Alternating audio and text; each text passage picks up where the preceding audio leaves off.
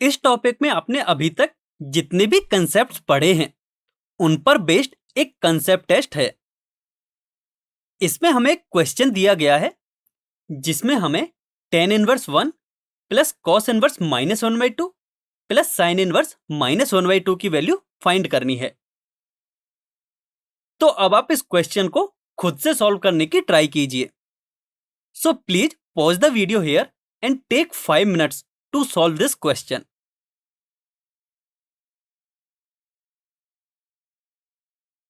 आई hope आप सभी ने इस क्वेश्चन को सॉल्व कर लिया होगा। तो चलिए अब इसका सॉल्यूशन डिस्कस करते हैं। tan इनवर्स 1 को x अज्यूम करने पर tan x को हम 1 के इक्वल लिख सकते हैं एंड इसे हम tan π/4 के इक्वल लिख सकते हैं, जहां से हमें x की वैल्यू π/4 के इक्वल मिल जाएगी। हम जानते हैं कि tan इनवर्स x -π/2 से π/2 के बीच में लाई करता है, यानी tan inverse 1 is equal to π/4 होगा।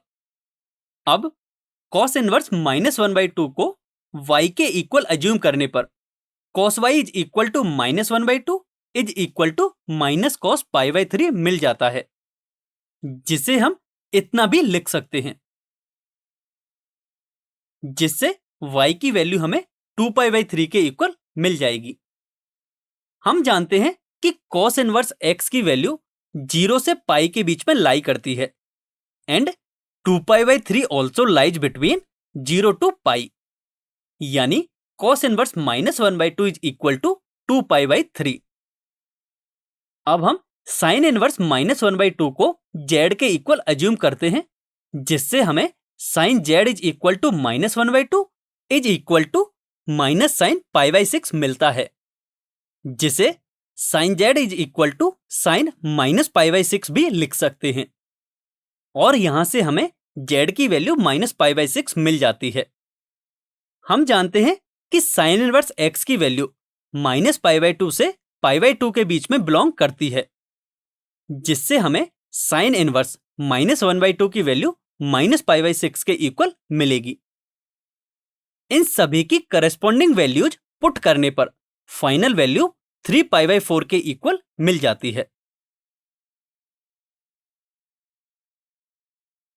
तो अब तक आप ये सीख गए होंगे कि हम इनवर्स ट्रिग्नोमेट्रिक फंक्शंस की वैल्यू कैसे फाइंड करते हैं।